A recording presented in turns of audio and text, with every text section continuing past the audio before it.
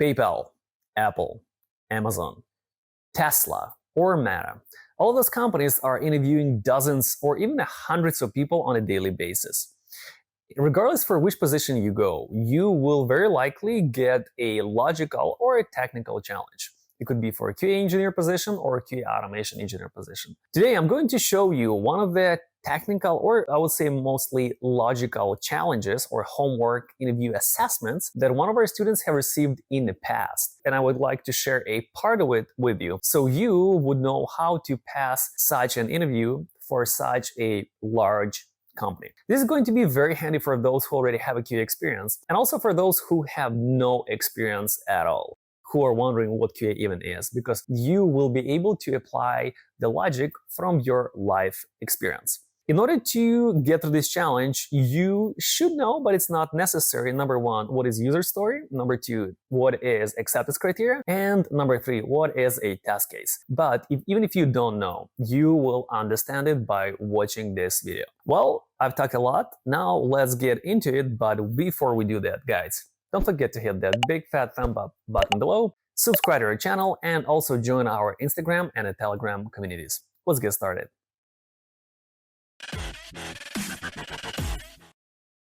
Let's take a look at this user story.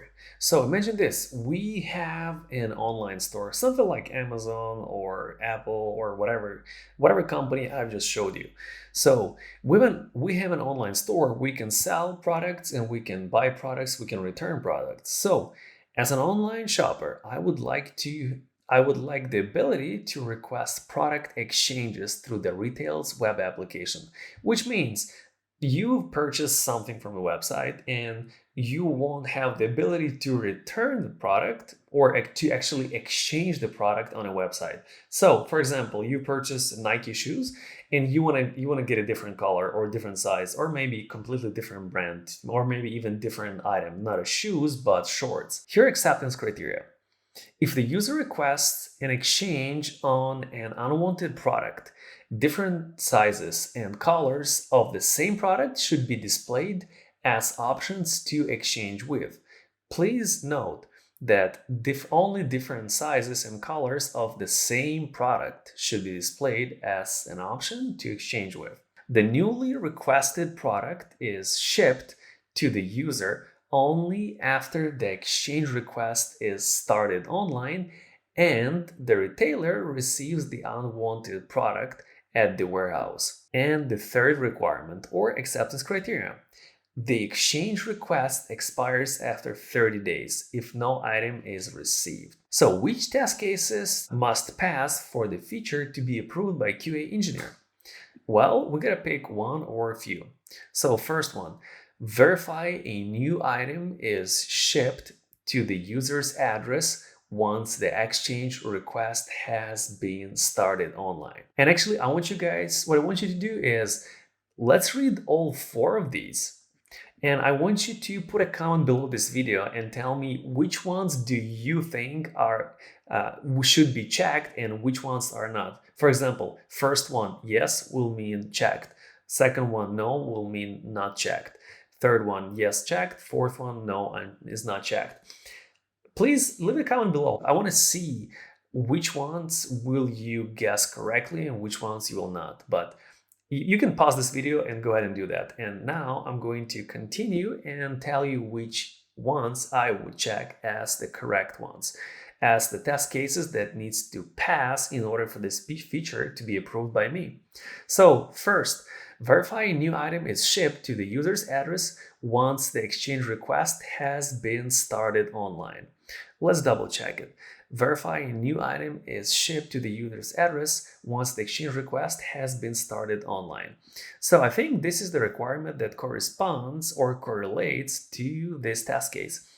The newly requested product is shipped to the user only after the exchange request is started online and the retailer receives the unwanted product at the warehouse.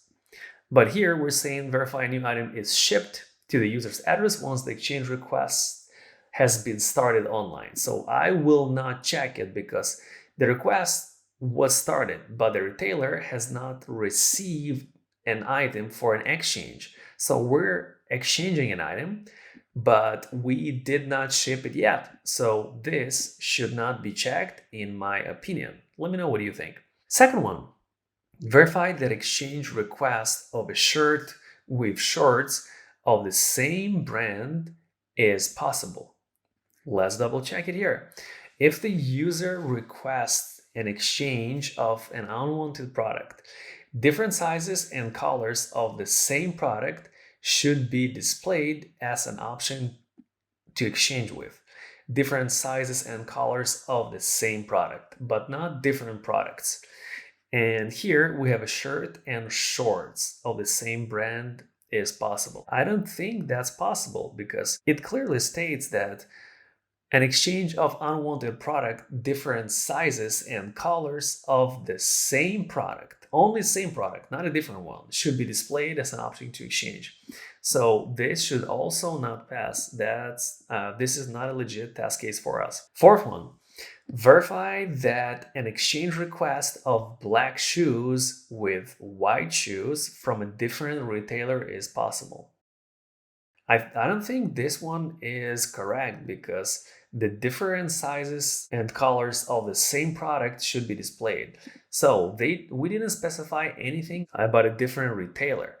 So different retailer will mean that that's a different product. So if we have shoes from Nike and shoes from Adidas, those are different shoes. So those are not the same product as far as I understand right here. This is actually questionable. If I would see it, I would ask the question, I would double check, because we're leaving a space for a mistake right here by not specifying anything about the different retailers. But based on all of the documentation we have right here, specifically on this one, I will say that this should not pass as well. And the last one, verify the replacement order is not placed prior the shipping status of an unwanted product being marked as delivered. Let's read again. Verify the replacement order is not placed prior the shipping status of an unwanted product being marked as delivered. I think this one is right here. So this is the second part of the second requirement. The new requested product is shipped to the user only after the exchange request is started online and the retailer receives an unwanted product at the warehouse. This will mean status is changed to delivered. So I would check the last one, as we do clearly specify that we should not ship it if the second part of the second requirement is not true. So if the retailer didn't receive the product, we should not send replacement. So I would only check this one out of all four of them. If you want to become a QA engineer, you will not only have to pass such as logical homework assessment, you will also have to pass an interview, talk about your experience, show your soft skills and hard skills. And in order to learn all of that, we have a large variety of courses, link to which I'm going to leave right below this video. They range from $50 per month up to $5,000 per an entire course, with the mentors, live webinars, interview preparation sessions, and a real US-based startup experience. Okay, now the second user story, return window. So as a retailer employee, I want to specify the return window or windows, the number of days from the purchase date within which a return can be submitted successfully for all of my products. One more time. As a retailer employee, I want to specify the return window, which means you want to specify that this item, shoes, for example, can be returned within 1 to 365 days, so within 1 year. Or usually in the US, it will be 30 days or 14 days, depending on the retailer. So which is the number of days from the purchase date within which return can be submitted successfully for all my products. Okay, so acceptance criteria. The default global setting for the return window is 30 days. Okay, I've noted that. By default, it's 30 days. The global return window setting can be modified by the user to any integer value between 0 and 365 inclusively. Integer is a number in human words. So we can overwrite the default value from 30 to something between 0 and 365. Okay, the third requirement or acceptance criteria is the user can override the global return window setting for any and all products to any value between 0 and 365 inclusively. Okay, so what is the difference between these two? So the second one, global return window setting can be modified by user to any integer. And third one, the user can override the global return window setting for any or all products to any value. Okay, it can be modified by the user to any integer. And this one is global return. Isn't it the same? I think I'm missing something. So the user can override the global return. So this is about global return, and this one is also about the global return. Window setting can be override the global return window setting for any. Yeah, to me, these two look the same, unless I'm missing something. Online users do not have the ability to return products past the applicable return window, which makes sense. If we said it's only 30 days, if it's 31st day, you cannot return it anymore. And the last requirement, the retailer can set a global grace period that affects all products. For example, if the online shopper purchased a product 35 days ago, the return window is 30 days and a grace period is 10 days. The online shopper should be able to request a refund. Okay, that makes sense. Now let's pick a test cases. So which one should pass? No custom return window, 5-day grace period. Accept expected result.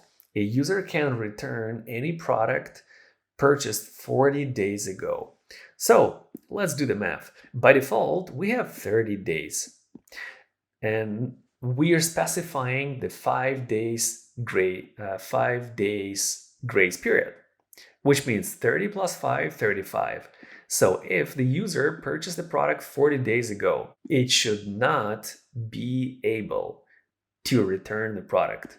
But here it says on the contrary, the other way around, it says it can. So this one should not pass. So we will not check mark this one. We will not check it, as 35 days is not 40 days. Okay, the second one, case, or pretty much the rules. Set the return window for the product A to 28 days. Set the grace period to 2 days. A user can return product B purchased 32 days ago. This is a really interesting one and a tricky one. I want you guys to pay attention to the wordings, and I want you to leave a comment below also for this entire user story. Please put it on a pause. Leave your comment below, tell me which ones you would check, which one you would not. Okay, I'm going to give you an answer right now. So this one should not pass because here we're talking about different products. And a lot of our students from the school, they do not catch it from the first side because we're talking about a product A right here. We're talking about a product B right here, which is completely different. So you can disregard everything that was said right here and pay attention only to the default value, which is 30 days. So user should not return product B purchased 32 days ago because by default we have 30 days return window and there is no default grace period. So you can disregard this message as well as this one. Okay, third case. Set the default window to 45 days from the purchase date. Okay, we have overwritten 30 days and now it is 45. Remember that. A user can return product B purchased 32 days ago. So same message as in the second test case, but now it's a different story. We don't care about the product B or product A. We have set the default return window for all of the products to 45 days. So now this one should pass. So I will check mark this one. So that's the first case in this test that I will check mark. The last one. Case, set the default window to 45 days. Once again, this one is overwritten to 45, remember that. Set the return window for product A to 40 days. Set the grace period to 5 days. A user cannot return product A within 46 days. Okay, number one, the product A and product A are here. So we're talking about the same product everywhere. So we should do the math. Number one, default return window, 45 days. Number two, return window to product A, 40 days. So first, we've overwritten 30 with 45. Then next, we've overwritten 45 with 40.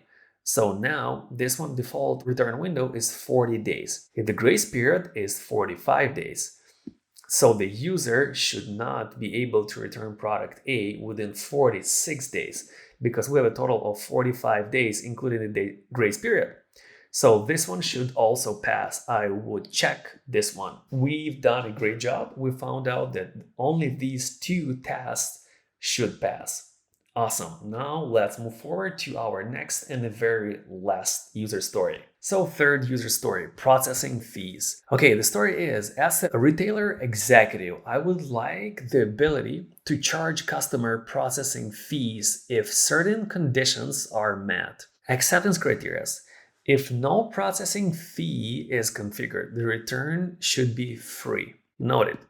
The retailer user may create a separate processing fee for each country from which customers may ship returns. If a processing fee is configured for the country the user is shipping the return from, a country-based processing fee amount should be deducted from the refund total once per return. Please note that once per return, regardless of any other fees that may apply to that return. Each product can have one or many tags, labels, associated with it for organization purposes. A processing fee can be configured for each tag. If a product has multiple tags with processing fees, only the highest fee is applied. If a return includes multiple items, and two or more of those items are subject to tag-based processing fees, the fee from each item is applied to the return separately, independently from others. Okay, let's check it out. So we have $10 processing fee. Let me make it a little bigger. $10 processing fee set for Canada. Processing fee set for following tags: heavy, $25, fragile, $10, high value, $15. Complete a US return with 3 products. All 3 products are heavy, fragile, and high value. Original purchase amount, $2,400. So let's do the math. $2,400. And we have, number one, we have a $10 processing fee set for Canada. But we are completing a US return, so we can disregard this processing fee. Please note that. And also, once again, I want you guys to leave a comment below and tell me which test cases do you think will pass. Pause the video right here, write down your answer, and then let's proceed. Okay, so we're ignoring $10. So we still have $2,400. And if you remember that if there are multiple tags, let's see, there are multiple tags, but we are returning 3 products. And if you remember, processing fee, let me make it a little smaller. So if, I think we had something about a multiple tags right here. Each product can have one or many tags, labels associated with it for organization purposes.